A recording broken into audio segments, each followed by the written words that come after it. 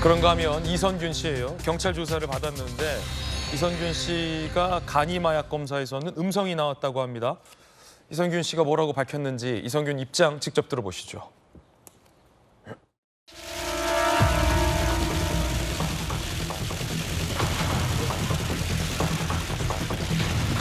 네, 먼저 이런 불미스러운 일에 연루되어서 많은 분들께 큰 실망감을 준 점 진심으로 사과드립니다. 죄송합니다. 그리고 무엇보다도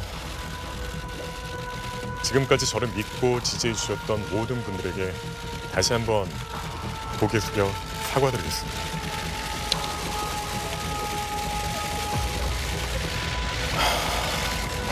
그리고 지금 이 순간 너무 힘든 고통을 감내하고 있는 가족들에게 미안한 마음입니다. 다시 한번 모든 분들에게 진심으로 사과드립니다. 혹시 오늘 어떤 부분을 중점적으로 소명하시는지. 네, 오늘은 휴대폰 이미 제출했고요. 다음 정식 조사 때 필요한 요청사항들 잘 응하고 왔습니다. 예, 추후에 조만간 조사 불러주신다고 하니까 그때 성실히 답변하겠습니다. 저를 지지하셨던 모든 분들에게 큰 실망감 들어가지고 너무 죄송하고요. 예, 앞으로 추후에 조사 성실히 임하겠습니다.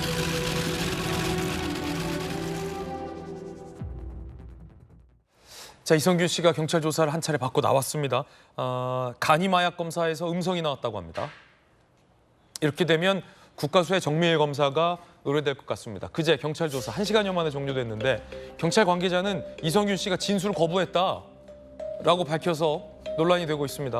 이선균 씨 측은 첫 조사는 검사 절차를 위해 했다. 진술 거부권 행사한 건 아니다라고 또 반박하고 있어요.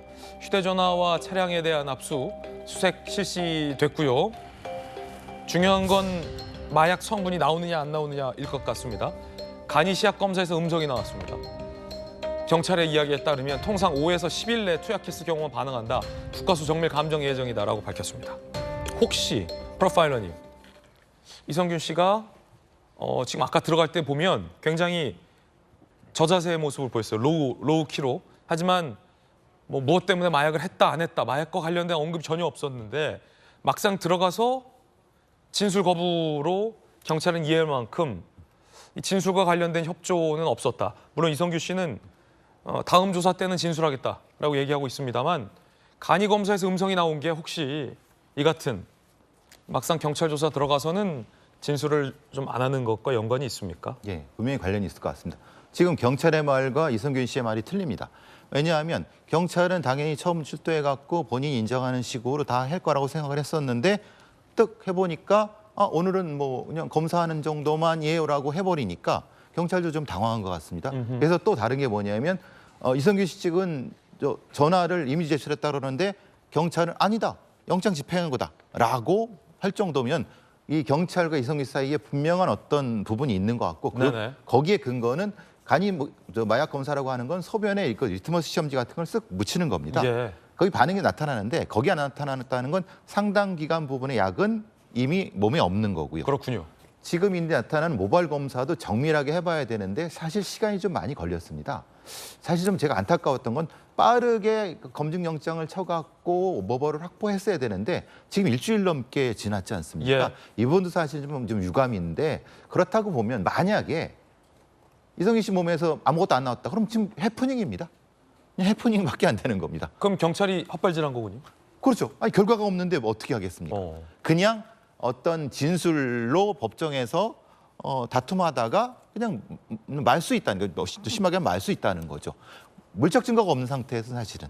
그래서 좀 안타까운 부분이 있습니다. 이게 실제로 이선균 씨가 했는지 안 했는지 모르겠습니다만 절차가 조금 어그러진 게 부분 때문에 좀 국민들 의혹이 더 올라갈 것 같아서 예. 그것이 안타깝다는 거죠. 그러고 보면 정혁진 변호사님 지금 이선균 씨 측이나 이선균 씨의 발언 중에는 약을 했다라고 구체적으로 시인한 부분이 없어요. 그러니까 그리고 제가 경찰은 마약을 현재 이성균 씨 보면서 못 찾았다. 진술 거부는 맞고요. 왜냐하면은 이제 이성균 씨가 혼자 갔겠습니까? 저 화면에는 등장하지 않지만 변호사 선임해서 갔을 거 아니겠습니까? 그럼 제가 변호사라고 해도 뭐 이렇게 불리한 이야기를 스스로 할 이유가 전혀 없는 거죠. 그다음 조금 전에 프로파일러님 말씀하신 것처럼 이건 간이 검사고 음성이 나왔는데 좀 기다려 봐야지 먼저 이걸 자백할 이유도 없을 것 같고 그다음에 범죄자들 특성이 있어요. 핸드폰이 여러 개예요. 그러니까 이성균 씨는 어쨌든 혐의자이긴 하지만 또 이제 배우나 뭐 이런 사람들 핸드폰 여러 대 갖고 있지 않습니까? 제가 봤을 때 저런 것들이 들어있는 그 핸드폰을 만약에 여러 대가 있으면 그걸 가지고 가면 그건 바보 아니겠습니까? 그러니까 이게 임의 제출이든 영장 집행이든 이런 부분들이 굉장히 있기 때문에 그다음에 근데 제일 중요한 건 뭐냐면은 그 유흥업소 무슨 A 실장인가 그 하는 사람 지금 구속됐잖아요. 예. 그 사람은 다 이렇게 진술을 했을 것인데 어찌됐든지 간에 그런 물적인 증거는 정밀 그 검사를 통해서 밝혀져야 될 것 같고 그거를 초조하게 이성균 씨는 지금 기다리고 있을 것인데 그런데 많은 사람들한테 실망을 줬는데 만약에 어차피 드러날 거면 빨리 이렇게 하는 것이 좋은 것이 아닐까 저는 그런 생각이 듭니다. 이 만약에 국가수에서도 안 나오면 어떻게 해요? 모바일 검사에서. 그러면 이제 마약 진술 성분이. 그건 이제 그야말로 그때는 제가 봤을 때 판사 마음이 되는 거예요. 이런 만약에 예지만 이성균 씨 측에서 변호인이든 전략을 세울 거 아닙니까? 국가수 정밀 검사에도 모바일 검사에 안 나왔어요. 아무 마약이. 그러면 경찰이 지금 수사를 왜곡하고 조작하고 있다. 소설을 쓰고 있다. 이렇게 해도 상관없는 거예요?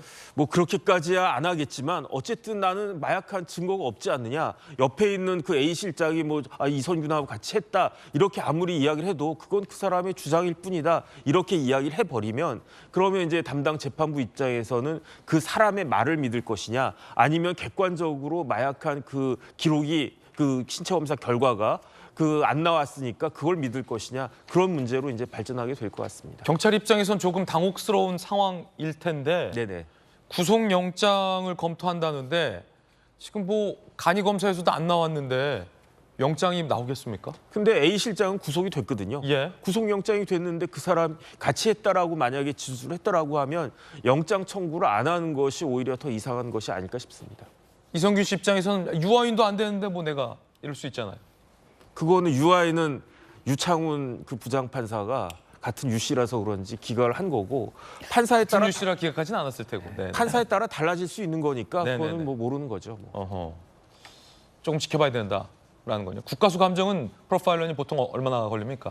지금 제가 알고 있기로는 보통은 뭐 한 달, 3주에서 한 달 걸리는데 긴급으로 들어가기 때문에요. 긴급으로요? 반 이상 줄어들 수가 있습니다. 왜냐하면 이게 지금 아마 좀 당황한 것 같다는 거 말씀드리는 건 이게 처음에는 긴급으로 들어가려고 하지 않았는데 경찰이 조사 끝나고 바로 긴급 얘기가 나오는 거 보니까 그 부분에 있어서는 좀 긴급으로 처리될 것 같습니다. 그러면 열흘 정도? 그 정도 걸릴 것 같습니다. 네.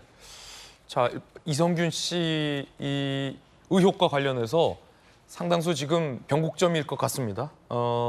국가수 정밀 검사 결과도 좀 지켜봐야 될 것 같고 지드래곤 씨, 지드래곤도 마약 안 했다라고 부인하는 입장이 나왔어요. 경찰에서는 증거가 있다라는 입장인 것으로 전해지고 있고 이건 또 어떻게 되는 겁니까? 그것도 역시 어쨌든 검증영장을 쳐서 물적 증거가 가장 중요한 부분인 건데 아직도 지금 소환이 안 되고 있고 영장이 아직 안 나온 것 같거든요.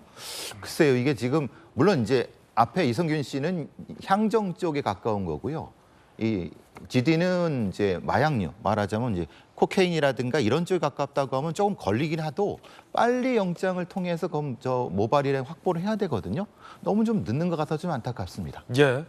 좀 수사 결과 봐야 될 것 같은데 한 가지 궁금한 게 이 이성균 씨처럼 다 가진 사람, 만인이 부러워하는 사람, 잘 나가는 분이 왜? 라는 의문점이 있거든요. 물론 일각에서 보면은 유흥업소 여종업원 실장이 뭔가 협박하고 공갈하고 하려는 것 같았다. 예를 들어 이성균 씨도 모르게 뭔가를 주고 그걸 빌미로 돈을 뜯어내려 했던 것 같은 주장도 지금 나오고 있는 건데 왜 할까요? 권지용 씨도 마찬가지고. 승리가 한 건 과시욕이죠. 예.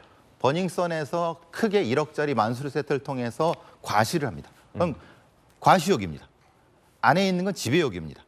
좁은 공간에서 내가 말하는 대로 무엇이든 시키면 할 수 있는 형태의 그런 어떤 세팅이란 것은 지배욕입니다. 그러니까 그것을 못하는 어떤 압박이 있었던 듯 얘기하는 사람들은 그 지배욕에서 일종의 트라우마를 갖습니다.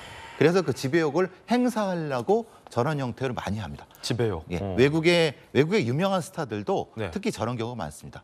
그러니까 폐쇄적인 공간에서 저런 마약을 통해서 타인과 자기를 통제하려고 하는 그게 이제 가장 위험한 방식이죠. 그렇군요.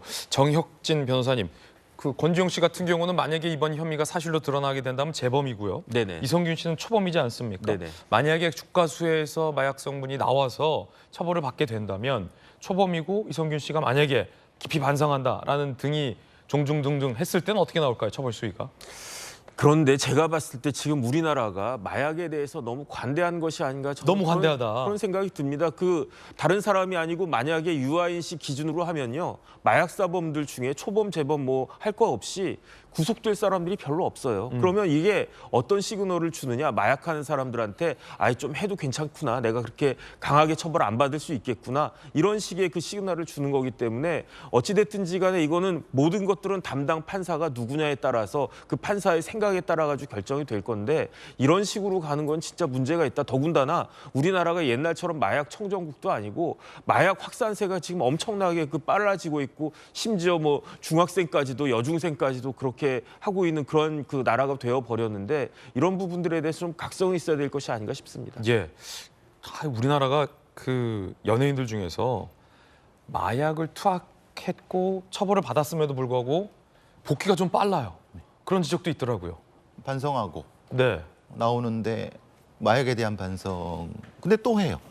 그건 사실은 너무 아니지 않습니까? 충분한 치료가 되고 이래야 돼. 그 뒤에 복귀를 생각해야 되는데 이거 무슨 절차 같기도 하고 너무 안타깝습니다. 네. 좀 마약에 대한 우리 사회의 경각심이 이제는 좀 필요해 보인다라는 두 분 전문가의 말씀도 들었습니다. 뜨거운 소식 함께하고 있습니다.